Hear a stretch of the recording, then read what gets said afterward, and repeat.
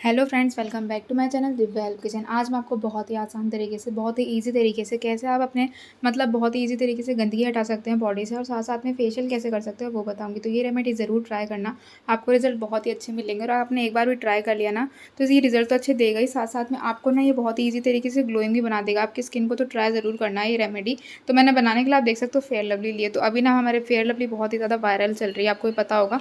और इंडिया में ज़्यादातर लेडीज़ ना फेयर लवली लगाती हैं क्योंकि हेयर भी बहुत ही अच्छा फेयर स्किन कर देता है और कहीं पे शादी पार्टी में जाने से पहले ना बहुत लोग लगाते होंगे, मैं खुद भी लगाती हूँ और आप भी लगाते होगे तो मैं बता देती हूँ। बट आप ये देख सकते हो कोई कोई ना इसको नॉर्मली रोज़ यूज़ करता है, बट मैं इसको नॉर्मल तरीके से नहीं लगाती हूँ, कहीं पे शादी वादी में जाने से पहले नहीं लगाती। मैं इसको नॉर्मली इस तरीके से लगाती हूँ ताकि ग्लो आराम से हमारे परमानेंट रह सके। ये नहीं कि आपको केवल टेम्परेरी ग्लो चाहिए तो अब आपने लगा लिया, तब फिर नहीं चाहिए तो आपने नहीं लगाया, ऐसा वाला आपको ग्लो नहीं चाहिए।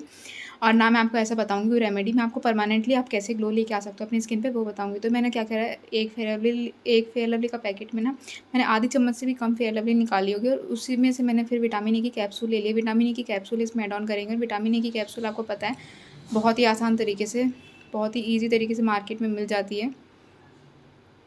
तो नॉर्मली इस तरीके से विटामिन ई की कैप्सूल को आपको इस तरीके से बिल्कुल निकाल लेना है, इसका जो भी अंदर का मटेरियल होगा वो। और आपको केवल रेमेडी पे फोकस करना है। तो ये देख सकते हो मैंने ना फेयर लवली ले रखी है, उसके बाद मैंने विटामिन ई की कैप्सूल ले रखी थी। तो विटामिन ई की कैप्सूल भी ऐड ऑन इसमें कर देंगे।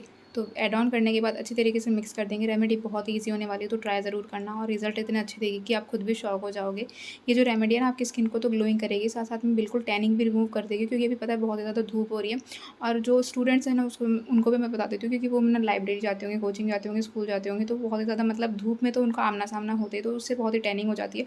वर्किंग वुमेंस और मेंस के लिए भी ये रेमेडी बहुत ही स्पेशली, क्योंकि उनको भी काम करते टाइम जाते हुए तो बाहर जाना ही पड़ता है, और धूप जैसे ही पड़ती है ना तो वही हमारा टैनिंग का काम कर देती है। और जो ज़्यादा लोग धूप में रहते हैं ना उनको तो इनकी इस रेमेडी की बहुत ज़्यादा नीड है, बहुत ही ज़्यादा ज़रूरत है।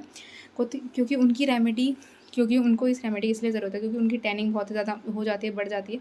तो ये रेमेडी 2 बार लगाने में पूरी टैनिंग रिमूव कर देगी, साफ़ कर देगी बिल्कुल स्किन से। आपकी स्किन बहुत ही ग्लासी हो जाएगी। तो अब इसमें मैंने थोड़ी सी एलोवेरा जेल ले रखी है, तो एलोवेरा जेल भी इसमें ऐड ऑन करेंगे। और ये जो भी मैंने चीज़ें ली हैं ना सबकी सब ठंडी चीज़ें, चिल्ड चीज़ें हैं, फ्रिज में रखी हुई सब चीज़ें थी। विटामिन ई की कैप्सूल को नॉर्मली मैंने बाहर रख दिया था। तो ये देख सकते हो अच्छी तरीके से मिक्सअप कर लेंगे सभी चीज़ों को। रेमेडी बहुत ही आसान तरीके से बन के तैयार हुई है, कोई भी मैंने ऐसी चीज़ नहीं डाली जो आपके घर में आसान तरीके से अवेलेबल ना हो। विटामिन ई की कैप्सूल की थोड़ी प्रॉब्लम है, वो अगर आपके पास ना हो ना तो आप इसको खरीद लाना, क्योंकि बहुत ही ज़्यादा ज़रूरी है और इस टाइम तो बहुत ही ज़रूरी है। बट ये अगर आपके पास ना भी हो ना तो इस टाइम स्किप कर देना है, एक टाइम तो फिर अगले बार लगा लेना। ये नहीं है कि आप इसको कभी इस रेमेडी को शाम को देख रहे हो, फिर आपने शाम को सोचा कि नहीं नहीं हमारे को तो लेके आना है, कहीं से भी लेके आए बट लेके आना है, तो वो वाला आपको काम नहीं करना है इस टाइम। और अब ना मैं ये टैनिंग रिमूव करने के लिए बना रही हूँ, तो मैंने इसमें थोड़ा सा दही डाला है, कर्ड जो होता है ना, कर्ड मैंने इसमें डाला है। तो कर्ड डाल के भी अच्छी तरीके से मिक्स कर देंगे। तो इससे होगा ये कि आपकी बहुत ही ईजी तरीके से ये जितनी भी गंदगी होगी ना हाथ पैरों की, मैंने ये कर्ड इसलिए डाला है, कर्ड का मतलब दही होता है, नॉर्मली मैं आपको देसी भाषा में समझा देती हूँ।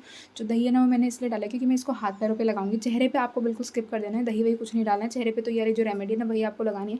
बट हाथ पैरों की टैनिंग बहुत ही गंदी होती है, क्योंकि पता है क्या, मैं खुद बाहर जाती हूँ ना तो मैं मास्क वास्क तो लगा लेती हूँ, वेयर कर लेती हूँ, चुन्नी से भी मुँह बांध देती हूँ। बट जो हाथ पैर रहता है ना उसमें तो टैनिंग होती है, बहुत ही ज़्यादा जम जाता है धूप से। अब आप इतना भी प्रोटेक्शन करोगे ना तो वो प्रोटेक्ट नहीं हो पाता, क्योंकि आपको पता है कि सन की यूवी रेज़ बहुत ही ज़्यादा हार्मफुल रहती है हमारी स्किन के लिए। तो इस तरीके से मैंने दही ले लिया। दही से बहुत ईजी तरीके से आपकी स्किन है ना वो ग्लोइंग भी होगी और सॉफ्ट भी होगी। मेरे जो हाथ पैर है ना बहुत ज़्यादा ड्राई हो रहे हैं, क्योंकि आपको पता है बाहर जाने से, बाहर निकलने से, और नॉर्मली गर्मी में तो होते ही हैं सबके हाथ पैर ड्राई। तो ये रेमेडी आपके लिए स्पेशली।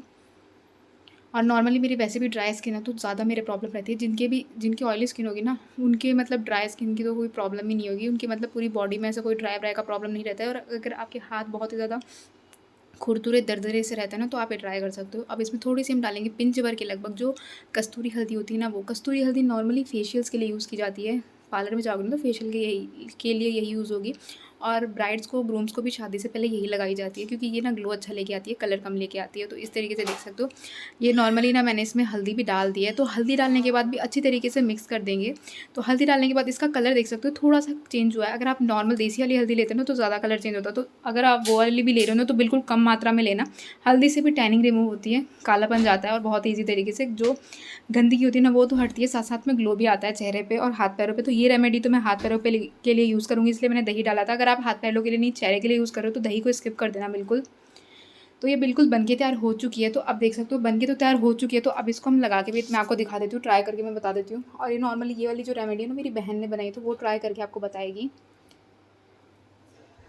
तो इस तरीके से देख सकते हो अच्छी तरीके से वो हाथों में लगा रही है। हाथों में आपको ना सर्कुलर मोशन में मैंने आपको इसलिए बताया, ये पता क्यों, क्योंकि आपको जब चेहरे पे लगाना तो सर्कुलर मोशन में लगाना, मसाज सर्कुलर मोशन में करना। दो उंगली लेना और 2 उंगलियों से अच्छी तरीके से सर्कुलर मोशन में मसाज करना।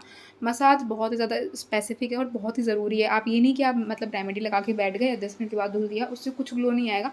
थोड़ी देर के लिए आएगा पर टेम्परेरी आएगा वो, मैं आपको ये भी बता देती हूँ। आपको ग्लो लेके आना है ना परमानेंट वाला, तो आपको अच्छी तरीके से मसाज करनी है। मसाज से होगा ये कि आपकी स्किन के अंदर के पोर्स में जाएगा और डेड पोर्स को बिल्कुल निकाल देगा, रिमूव कर देगा, डेड सेल्स जो होते हैं उसको, और बहुत ही ईजी तरीके से ये आपके पोर्स को एक्टिव करने का काम करेगा।